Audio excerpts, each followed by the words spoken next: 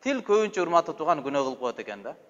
Ошондуктан келиңиздер иншалла ар бирибиз өзүбүздү дагы, үй бүлөбүздү дагы, чөйрөбүздү дагы ушактан токтоткондун аракетин кылалы. Бирөө бир кемчилик айтып аткан болсо, тууганым кой деп.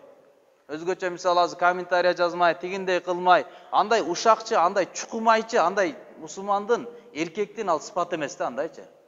Бирөөнүн аркасынан түшүп алып, бирөөнү чукулап, ал мусулмандын сыпаты эмес, урматтуу тууган. Мусулманга ылайыктуу боло турган бир мамиле эмес андай. Уламалар айткан бул гыйбат 4кө бөлүнөт деген да. Кээде гыйбат кыласыз, ушак кыласыз, куфур болуп калат, кафир болуп каласыз. Кээде нифак, эки жүздүү болуп каласыз. Кээде күнөө аласыз, тоба кылыңыз. Кээде болсо рухсат берилип калат, мубах, маъжур, ага кээде сыйлык деле алып каласыз. Куфур качан десе, бирөөнү гыйбат кылсаңыз, бирөө айтты, тууганым, кой, гыйбат кылба, ушак жаман. Десе, койчу каяктагын айта бересиң, бар нерсени айтып атпайынбы депчи. Дечетин Алла арам кылган нерсени адалды, истихлал, бул кафирлык болуп калат.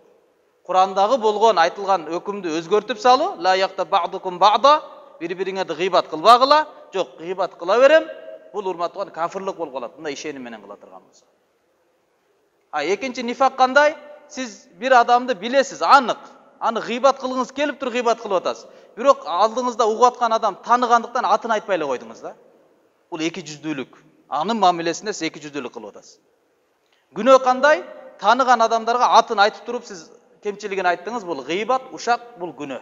Мындан тоба кылыш керек. Ал эми рухсат берилген качан? Кандайда элге зыяны тие турган жаман адамдар болсо. Кээ бир адамдар шундый болуп калат. Ууру, алдамчы, каракчы. Ошону айтып койдуңуз. Туугандар, бир аз сак болгула. Палан тууганыбыз паланды тигиндей кылып кетиптир. Мындай кылып атыптыр, алдап атыптыр деп койсоңуз, буга рухсат берилет, кээде соопта калып каласыз, башка адамдардын зыяндан сактанганына себеп болгондуктан улам. Аллахым баарыбызга урматтуу туугандарым, туура, таза дин жашоо берген болсун. Бардыгыбызды иншалла ушактан, гыйбаттан сактасын. Алла субханаху ва таала таза жашаганга баарыбызга мүмкүнчүлүк берсин.